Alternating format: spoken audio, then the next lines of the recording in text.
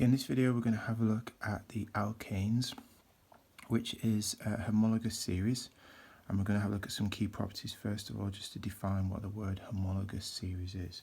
So if you break this word up, we've got the start of this word, which is homo, which means the same, and logos at the end here is talking about relationships. So these are molecules that are related to each other because they have similar properties. Okay, and the four key things we need to remember: to belong to a homologous series, you've got to have the same general formula. You differ from each other by a CH2, so your formula each time you move down the family increases by CH2. There's a gradual increase of variation in their physical properties, so the boiling points will gradually increase in the case of the alkanes we're going to look at in a second, and they have very similar chemical properties.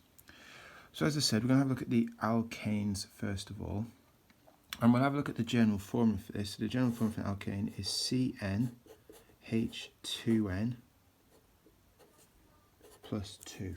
Okay, so CnH2n plus 2. So this means that n can be any number, and then you'd work your way through. We'll illustrate that in a second with some of these formulas here.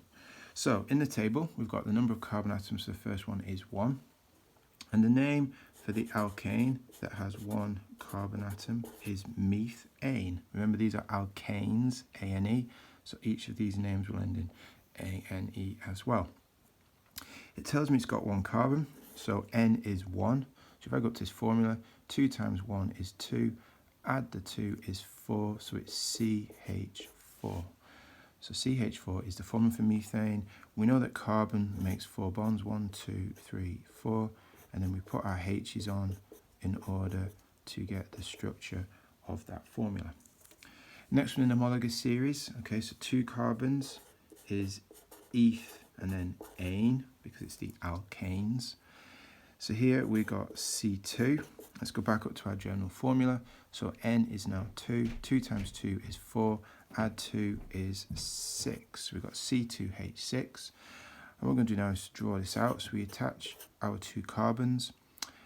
This carbon here, if we cover this over in these 4 bonds, so it's got 1 already. 2, 3, 4. And then we do the same on this carbon here. It's got 1 bond already. 2, 3, 4. There is C2H6 ethane. Next one down, so 3 is propane. So this is C3. Again, using our general formula, so N is 3, so 2 times 3 is 6, add 2 is 8, so it's H8. This time we draw 3 carbons in the chain.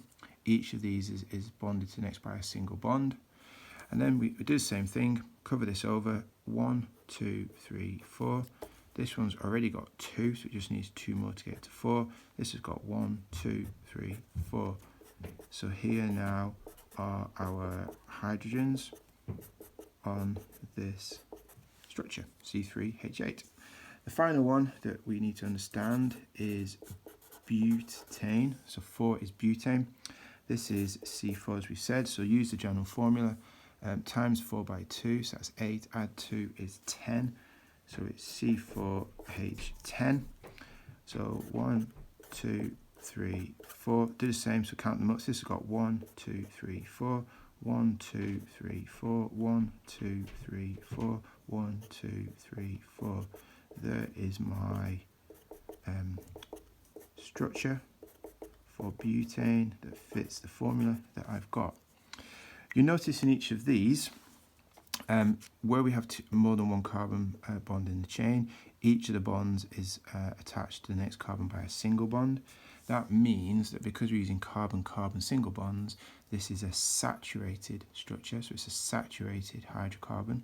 And the word hydrocarbon that we've just used, remember, it contains carbon and hydrogen only, so it only contains hydrogen carbon atoms only, and they're saturated because they all contain single bonds.